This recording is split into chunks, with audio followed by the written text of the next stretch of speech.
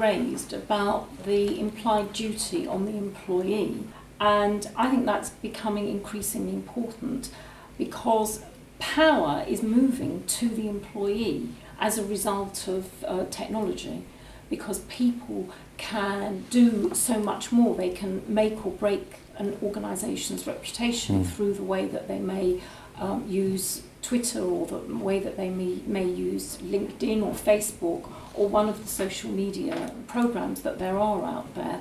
And employers have got to increasingly trust employees to be responsible about how they're using all of these tools. Yeah, I mean, I think the social media generally and the web are, from an individual's point of view, absolute bear traps. Businesses are highly constrained by data protection rules about what they can and can't say or disclose. But once an individual has put something about themselves into a public space, they're going to find it very hard indeed to say afterwards that actually it's private or not something that an employer or prospective employer should have been looking at.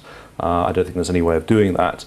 And you mentioned blogs, for example. I think for employees in post currently, a blog is an absolute minefield. The ease with which disparaging remarks about their employer can be made and then seen and then followed up and disciplined are really an area into which someone who wants to keep their job shouldn't be straying. For aspirant candidates and job applicants, again, something that appeared on Facebook years ago, and there's been a lot in the press about the indefinite and infinite memory of the web and social media like that, could well come back to haunt them in years to come. And thus far, I think the law hasn't really grappled very directly with the conflict between private and public that this kind of method of communication embodies.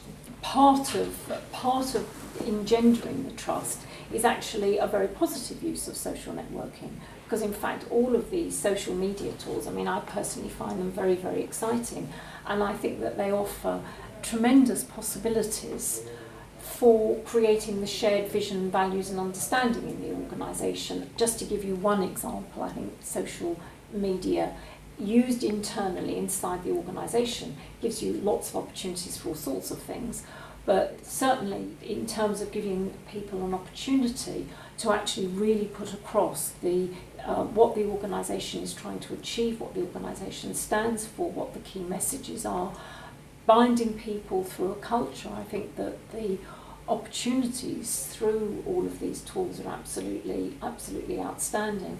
And I think that one of the things that organisations need to do is to, keeping in mind all the points you've made, to then have a very positive policy and develop a very positive way of using social networking in the organisation and outside the organisation to develop the employer brand. Mm-hmm. Well, that said, I think to sort of put myself in the role of doomsayer, which I think the lawyers are bound to do, the risks, I think, in terms of the value to a business of intellectual capital, of brand, of reputation, of damaging those very easily through relatively casual communication by employees are very high.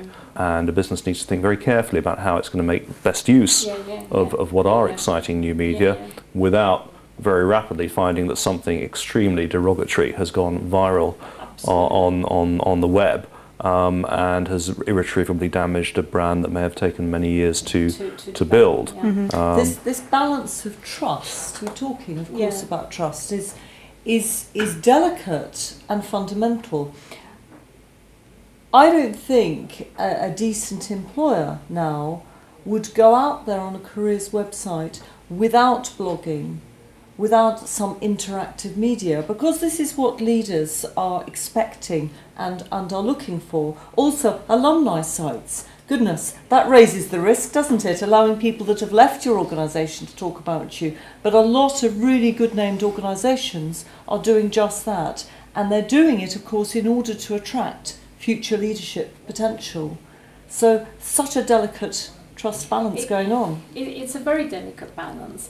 And the other side of the coin is that a lot of people are going on to blogs and social networking sites to find out as much as they can about a company before they decide whether to accept a job or not. And a lot of them are accepting the job because they are finding very positive things that they like about the organisation. I think that all of these sites, all of the social media gives you an absolutely marvellous opportunity for really being able to put across actually what you are about and what the role is about as well, in a way that actually I think we haven't been able to do before. But I think, to my mind, in this area, it's not so much that the medium is the message. The message is the message, regardless of the medium. Absolutely. So that yes, of course, one wants to exploit these opportunities, but in relation to the law of defamation, for example, a defamatory statement is a defamatory statement whether it's made in print or on TV or on a blog or on a Facebook or someone's Facebook profile. And again, an employee can give a damaging message just as much, or if not more so, through social media as they can through written communication, advert, article in the press, or whatever.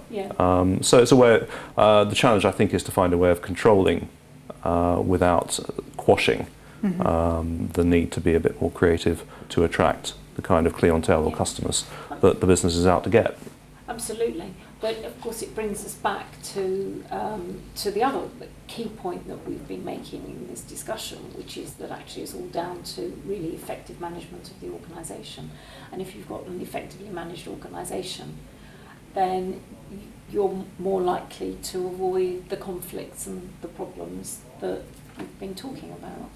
Because your values are clearly out there. Because your values are out there. Are clearly Absolutely. Understood and are being lived and breathed, which is such a difference to the employee handbook. And because your values are saying this is what we're about as an organisation, these are the boundaries within which you can work. Well, I go further, and I think in terms of legal protection and risk management, the business needs to very clearly say to employees, if you're going to use social media for business purposes, these are the guidelines. This is the image that we're seeking to communicate, and these are the no-go areas. I think it's very important that those are very clearly delineated and communicated, because if that isn't made clear in a period when what goes and what doesn't go is much less clear than it used to be, what's permitted and what isn't permitted, if a business has a clear idea about what it stands for and what its message is, then you have to tell your employees what they can and can't do.